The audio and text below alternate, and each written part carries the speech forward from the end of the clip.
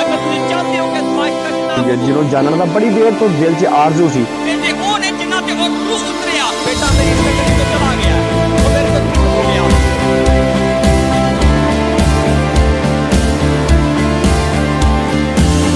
हुण अगली गल चर्च की की अहमियत है, खादम की की अहमियत है, वो की है वो इस गल को समझना कि सब तो पहली गल तो है खादम वो जिहड़ा तुहानूं रूहानी खुराक देगा, जिस खुराक नूं लैके तुसीं तवाना होना है, तुसीं नशोनुमा पानी है, तुसीं वधना है, तुसीं तरक्की करनी है। खादम हो इस तो खादम दा ठीक होना, ਉਹਦਾ ਰਾਸਤਬਾਜ਼ੀ ਦੇ ਵਿੱਚ ਚੱਲਣਾ, ਉਹਦਾ ਕਲਾਮ ਨੂੰ ਫੋਲੋ ਕਰਨਾ ਹੈ, ਬੜਾ ਜ਼ਰੂਰੀ ਹੈ। ਇਸ ਐਂਡ ਟਾਈਮ ਦੇ ਵਿੱਚ ਇਸ ਗੱਲ ਚੋਂ ਹੁਣ ਬਾਹਰ ਨਿਕਲੀਏ ਕਿ ਸਾਰੇ ਖੁਦਾ ਦੇ ਖਾਦਮ ਨੇ, ਜਿੰਨੇ ਬਾਈਬਲ ਚੁੱਕੀ ਹੈ ਉਹ ਸਾਰੇ ਖੁਦਾ ਦੇ ਖਾਦਮ ਨੇ। ਇੱਜ਼ਤ ਕਰੋ, ਕਰੋ ਇੱਜ਼ਤ ਕਰੋ, ਅੱਛੀ ਗੱਲ ਹੈ ਇੱਜ਼ਤ ਕਰੋ, ਪਰ ਆਪਣਾ ਕੰਟਰੋਲ ਉਹਨਾਂ ਨੂੰ ਨਾ ਦਿਓ। हर एक खादम नूं अपना कंट्रोल ना दिओ, कंट्रोल ओहदे कोल होए जिहदे बारे तुहानूं पता होए कि इह नेचर वाइज किहो जिहा है, इहदी जिंदगी च किहड़े फल ने, इह किस तरह दी जिंदगी गुजारदा है, इहदी जिंदगी किहो जिही है, इहदी रूहानी जिंदगी किहो जिही है, इह दुनियादारी दे विच रह के किहो जिहा चलदा है, इह चर्च दी जिंदगी, पुलपट दी जिंदगी, स्टेज दी जिंदगी दसी वेख लई, आए ते सुन लिया, इहदी बैक ते जरिए दी जिंदगी है ओह किहो जिही है। ਇਹ ਸਾਨੂੰ ਗੱਲਾਂ ਸੁਣਾ ਕੇ ਜਾ ਰਿਹਾ ਕਿ ਆਪ ਹੀ ਉਹਨਾਂ ਗੱਲਾਂ ਤੇ ਅਮਲ ਕਰਦਾ ਏ। ਅਗਰ ਉਹ ਬੰਦਾ ਅਮਲ ਕਰਨ ਵਾਲਾ ਨਾ ਹੋਇਆ ਆਪਣੀ ਜ਼ਿੰਦਗੀ ਦੇ ਵਿੱਚ, ਅਸੀਂ ਪ੍ਰੋਬਲਮ 'ਚ ਪੈਣ ਵਾਲੇ ਆ। ਕਿਉਂ? ਕਿਉਂਕਿ ਨਾ ਉਹ ਅਮਲ ਕਰੇਗਾ, ਨਾ ਤੁਹਾਨੂੰ ਕਹੇਗਾ। ਹੁਣ ਨਾ ਉਹ ਤੁਹਾਨੂੰ ਕਹੇਗਾ ਤੇ ਨਾ ਤੁਸੀਂ ਚੱਲੋਗੇ, ਫਿਰ ਉਹ ਵੀ ਬਾਦਸ਼ਾਹੀ 'ਚ ਤੇ ਤੁਸੀਂ ਵੀ ਬਾਦਸ਼ਾਹੀ 'ਚ, ਦੁਨੀਆ ਦੇ ਖੁਦਾ ਦੀ, ਹਾਂ ਇਸ ਜਹਾਨ ਦੇ ਖੁਦਾ ਦੀ ਬਾਦਸ਼ਾਹੀ 'ਚ। इस तो अपना कंट्रोल जरूर है कि किसी को दियो, पर चेक करके, पर जिंदगी नूं वेख के ओदी ओनू समझ के। हालेलुया। तुसीं मैनूं दसो कि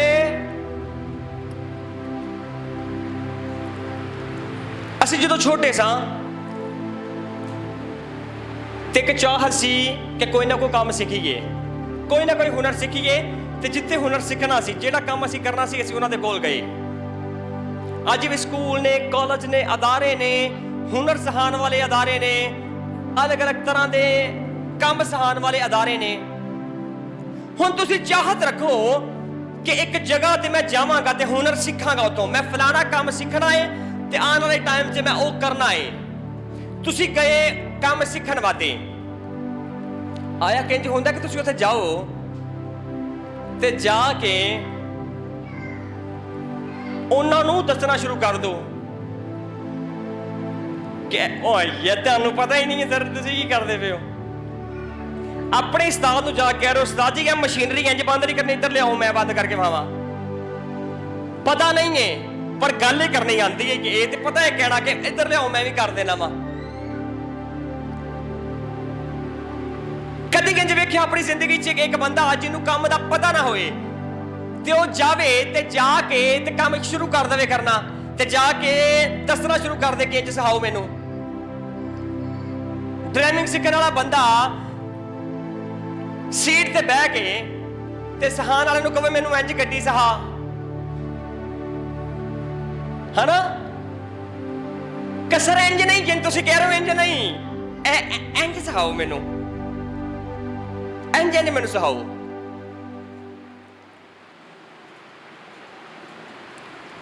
जेड़ा काम भी दुनिया दे विच असीं सीखना चाहिए, आपां जावांगे ते जाके अपने आप नूं उन्हां दे सपुर्द करांगे कि भाजी असीं सीखण आए हां ते साडे कोल सानूं सिखाया जाए काम।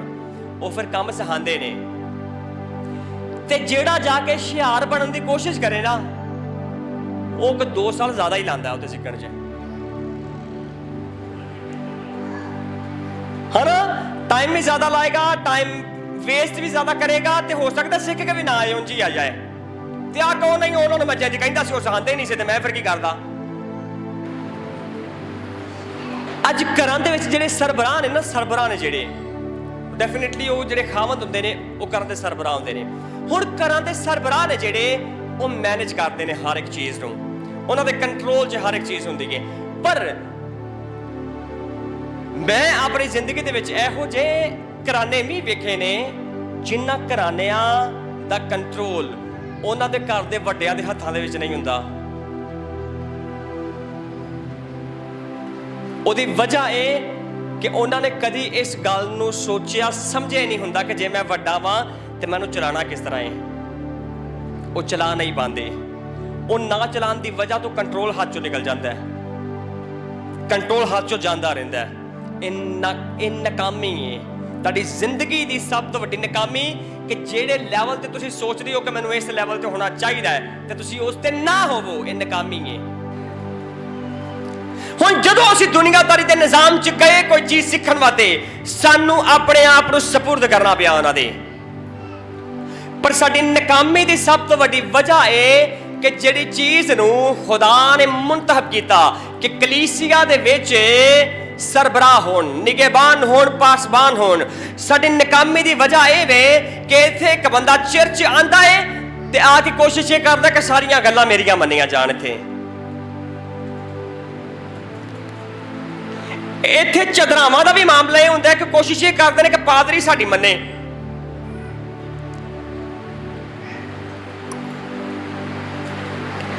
ਅੱਛਾ, ਅਗਲੀ ਗੱਲ, ਹੁਣ ਪਾਦਰੀ ਵਿਚਾਰਾ ਬੇਜ਼ਬਾਨ,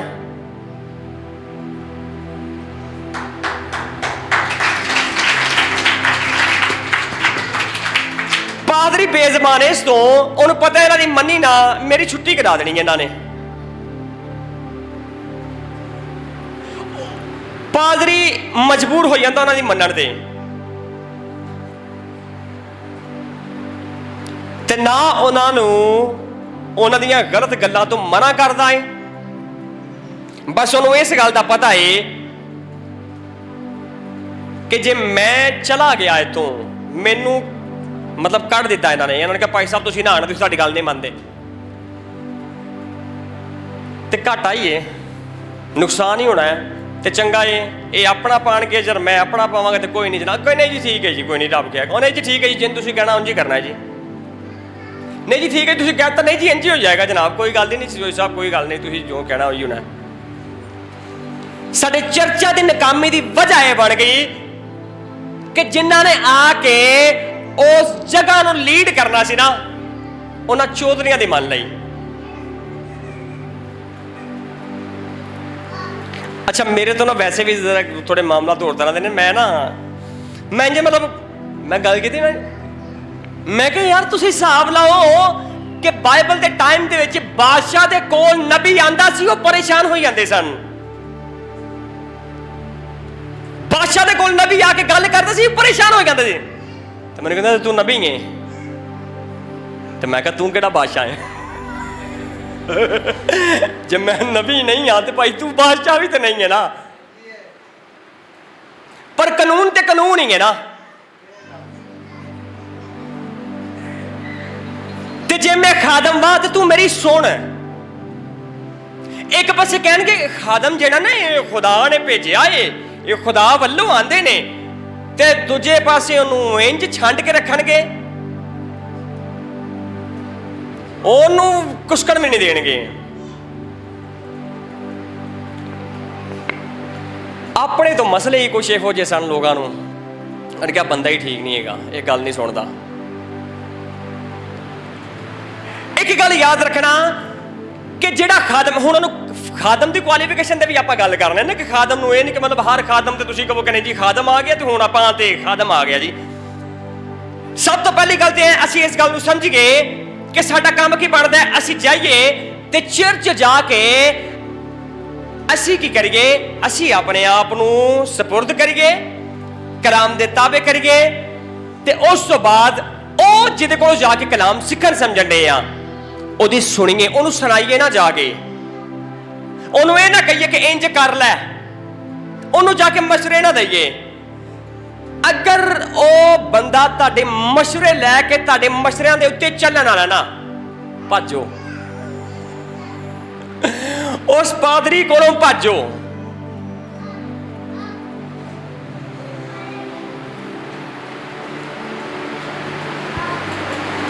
ਅੱਛਾ, ਦੁਨੀਆਦਾਰੀ ਦੇ ਵਿੱਚ ਰਹਿ ਕੇ ਕੋਈ ਸਾਡਾ ਪਿਓ, ਸਰ ਦੁਨੀਆਦਾਰੀ ਦਾ ਜਿਹੜਾ ਪਿਓ ਸੀ ਉਹ ਅਸੀਂ ਆਪਣੀ ਮਰਜ਼ੀ ਦੇ ਨਾਲ ਤੇ ਬਣਾਇਆ ਨਹੀਂ ਸੀ, ਹਨਾ? ਕਿ ਖੁਦਾ ਨੇ ਪੁੱਛਿਆ ਹੋਵੇ ਕਿ ਲੈ ਵੀ ਆ ਬੰਦੇ ਵੇਖ ਲਿਆ ਤੇ ਇਹਨਾਂ ਤੋਂ ਕਿੰਨੇ ਘਰ ਜਾਣਾ ਏ ਤੂੰ? ਆਪਾਂ ਕਹੀਏ ਨਹੀਂ, ਉਹ ਜਿਹੜਾ ਪਿੱਛੇ ਖਲੋਤਾ ਹੈ ਨਾ ਚਿੱਟੀ ਸ਼ਰਟ ਵਾਲਾ, ਇਹੋ ਜਿਹੀ ਕੋਈ ਕਹਾਣੀ ਤੇ ਨਹੀਂ ਸੀ ਨਾ ਕਿ ਦੁਨੀਆਦਾਰੀ ਦਾ ਜਿਹੜਾ ਪਿਓ ਏ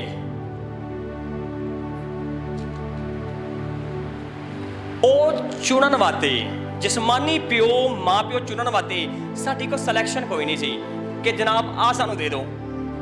ਖੁਦਾ ਜਾਣਦਾ ਤੇ ਤੁਹਾਡੇ 'ਚ ਕੋਈ ਵੀ ਐਸਾ ਨਹੀਂ ਹੈ ਕਿ ਜੇ ਸਾਨੂੰ ਉੱਥੇ ਸਮਾਨ ਤੇ ਪੁੱਛਿਆ ਜਾਂਦਾ ਕਿ ਜਨਾਬ ਆਹ ਸਾਰੇ ਮਾਤੜ ਹੈਗੇ ਨੇ, ਆਹ ਸਾਰੇ ਠੀਕ ਠਾਕ ਨੇ, ਤੁਸੀਂ ਕਿੱਧਰ ਜਾਣਾ? ਤੇ ਆਪਾਂ ਕਹਿੰਦੇ ਮਾਤੜ ਵਾਲੇ ਜਾਣਾ ਹੈ, अगर ये अच्छी फैमिली की तरफ हमें जाना है। हाँ, पुछन की कोई ऑप्शन होंदी ते आपां चंगियां नहीं जाना सी, जरूरत ही नहीं सी माड़े वाले जान दी। हाँ, आपां दुनिया च आ गए, हुण वापस आसमान ते जाना कि नहीं? हाँ जाना ना, वापस जाना है। ਤੇ ਸਰ ਵਾਪਸ ਜਾਣ ਵਾਸਤੇ ਤੁਹਾਡਾ ਜਿਸਮਾਨੀ ਪਿਓ ਕੁਛ ਨਹੀਂ ਕਰ ਸਕਦਾ। ਤਾਲੀਮ ਦੇ ਸਕਦਾ, ਸਾਰਾ ਕੁਝ ਕਰ ਸਕਦਾ ਹੈ, ਪਰ ਰੂਹਾਨੀਅਤ ਦੇ ਵਿੱਚ ਜਿਹਨੇ ਤੁਹਾਨੂੰ ਜੋੜਨਾ ਨਾ ਖੁਦਾ ਦੇ ਨਾਲ, ਉਹ ਖਾਦਮ ਹੈ। ਉਹ ਖਾਦਮ ਹੈ। ਅਗਲੀ ਗੱਲ ਹੈ, ਉਹ ਚੁਣਨ ਵਾਸਤੇ, ਉਹ ਸਿਲੈਕਟ ਕਰਨ ਵਾਸਤੇ, ਉਹਦਾ ਇੰਤਖਾਬ ਕਰਨ ਵਾਸਤੇ ਤੁਹਾਡੇ ਕੋਲ ਆਪਸ਼ਨ ਨੇ, ਤੁਹਾਡੇ ਕੋਲ ਇਖਤਿਆਰਾਤ ਨੇ ਕਿ ਕਿਹੜਾ ਖਾਦਮ ਹੈ ਜਿਹਦੇ ਸਪੁਰਦ ਮੈਂ ਕਰਨਾ ਹੈ ਆਪਣੇ ਆਪ ਨੂੰ, ਜਿਹਨੇ ਮੈਨੂੰ ਲੈ ਕੇ ਚੱਲਣਾ ਹੈ। ਹੁਣ ਉੱਥੇ ਇਹ ਨਹੀਂ ਕਿ ਜਿਹੜਾ ਵੀ ਹੈ ਸਾਰੇ ਨੇ,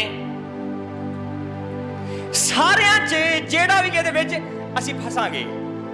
ਕਿਉਂ? ਕਿਉਂਕਿ ਕਲਾਮ 'ਚ ਲਿਖਿਆ ਕਿ ਭੇਡਾਂ ਦੇ ਰੂਪ 'ਚ ਭੇੜੀਏ ਆਣਗੇ।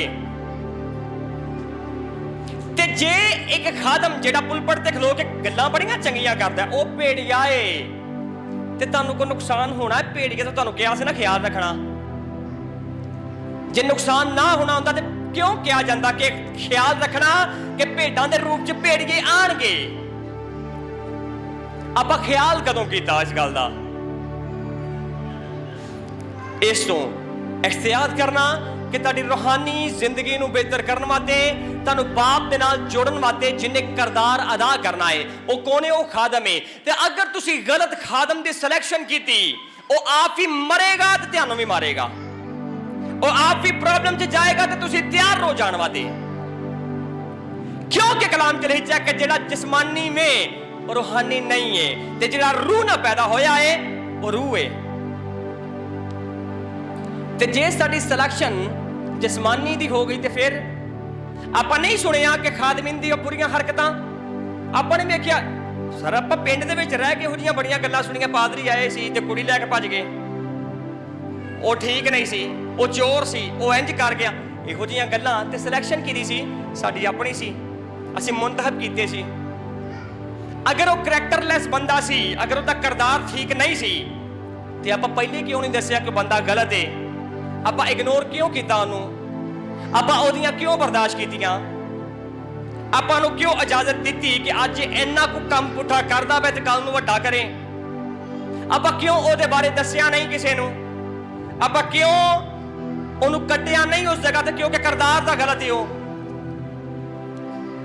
ਅਸੀਂ ਕਿਉਂ ਐਕਸ਼ਨ ਨਹੀਂ ਲਿਆ?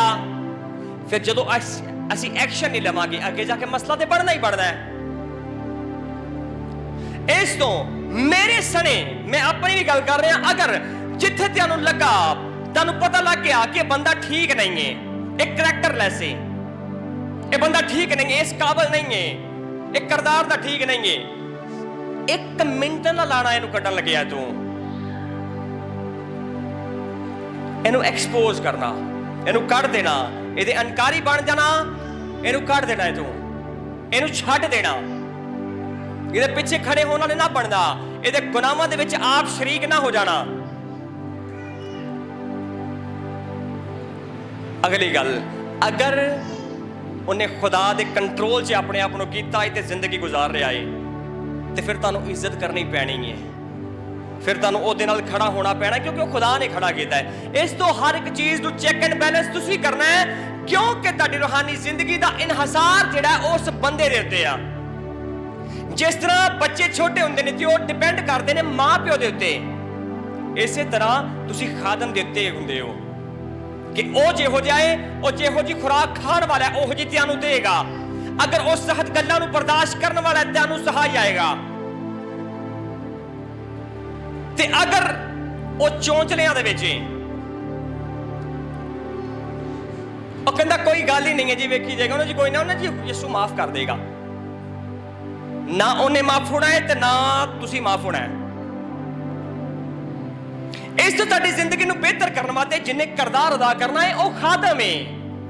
ਤੇ ਅਗਰ ਸਾਡੀ ਸਿਲੈਕਸ਼ਨ ਖਾਦਮ ਦੀ ਗਲਤ ਹੈ, ਅਸੀਂ ਗਲਤ ਕੰਟਰੋਲ 'ਚ ਚਲੇ ਜਾਵਾਂਗੇ।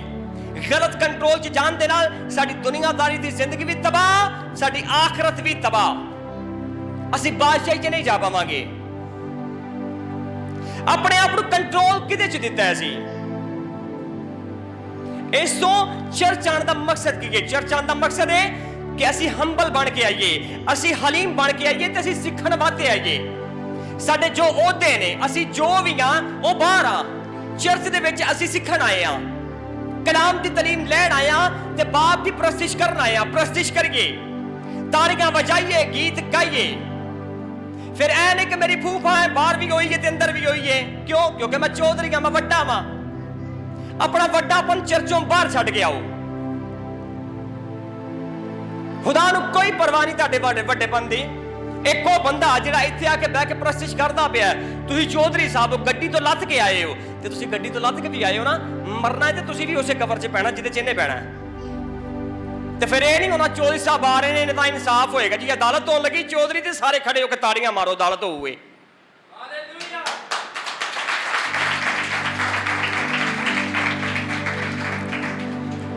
ਉਹ ਮਾੜਾ ਵੀ ਉੱਥੇ ਹੀ ਖੜਾ ਹੋਏਗਾ ਤੇ ਚੌਧਰੀ ਸਾਹਿਬ ਵੀ ਉੱਥੇ ਖੜੇ ਹੋਣਗੇ। ਇਸ ਤੋਂ ਚੌਧਰੀ ਸਾਹਿਬ ਆਪਣੀ ਚਦਰਾਹਟ ਚਰਚੋਂ ਬਾਹਰ ਰੱਖ ਕੇ ਆਣ। ਹਾਲੇਲੂਇਆ। ਇਹ ਗੱਲ ਯਾਦ ਰੱਖਣਾ। ਸਭ ਤੋਂ ਪਹਿਲੀ ਗੱਲ ਤੇ ਹੈ ਜਿਹੜਾ ਖਾਦਮ ਹੈ ਉਹ ਕੌਣ ਹੈ? ਉਹਨੇ ਤੁਹਾਡੀ ਜ਼ਿੰਦਗੀ ਦੇ ਵਿੱਚ ਆ ਕੇ ਰੂਹਾਨੀ ਖੁਰਾਕ ਦੇ ਕੇ ਤੁਹਾਡੀ ਨਸ਼ੋਨੁਮਾ ਕਰਨੀ ਹੈ। ਅਗਰ ਉਹ ਖੁਦਾ ਦੇ ਕਰੀਬ ਨਾ ਹੋਇਆ, ਤੁਸੀਂ ਸੋਚਣਾ ਵੀ ਨਾ ਕਿ ਜਾ ਸਕਦੇ ਹੋ। ਅਗਰ ਉਹ ਕਰੀਬ ਹੋਏਗਾ, ਉਹ ਕਰੀਬ ਲੈ ਜਾਏਗਾ। ਤੇ ਉਹ ਕੌਣ ਹੋਏਗਾ? ਉਹ ਹੋਏਗਾ ਜਿਹੜਾ ਕਲਾਮ ਦੀ ਪੈਰਵੀ ਕਰਦਾ ਹੋਏਗਾ, ਜਿਹੜਾ ਕਲਾਮ ਦੀ ਸੁਣਦਾ ਹੋਏਗਾ, ਜਿਹੜਾ ਖੁਦਾ ਦੀ ਹਜ਼ੂਰੀ 'ਚ ਰਹਿੰਦਾ ਹੋਏਗਾ, ਜਿਹੜਾ ਦੁਆ ਦੇ ਰੋਜ਼ੇ 'ਚ ਠਹਿਰਦਾ ਹੋਏਗਾ, ਜਿਹੜਾ ਬੁਰੇ ਨੂੰ ਬੁਰਾ ਕਹਿੰਦਾ ਹੋਏਗਾ ਤੇ ਸੱਚਾਈ ਦਾ ਸਾਥ ਦਿੰਦਾ ਹੋਏਗਾ। ਉਹ ਖਾਦਮ ਹੈ ਜਿਹਦੀ ਸਿਲੈਕਸ਼ਨ ਤੁਸੀਂ ਕਰੋਗੇ ਤੇ ਫਿਰ ਤੁਸੀਂ ਅਸਲ ਕੰਟਰੋਲ 'ਚ, ਜਿਹੜੇ ਕੰਟਰੋਲ 'ਚ ਜਾਣਾ ਚਾਹੀਦਾ, ਫਿਰ ਤੁਸੀਂ ਜਾਓਗੇ। ਹਾਲੇਲੂਇਆ। ਆਓ ਜ਼ੋਰਦਾਰ ਤਾਲੀਆਂ ਖੁਦਾਵੰਦ ਯਿਸੂ ਮਸੀਹ ਵਾਸਤੇ। ਮੈਂ ਕਿਹਾ ਜ਼ੋਰਦਾਰ ਤਾਲੀਆਂ।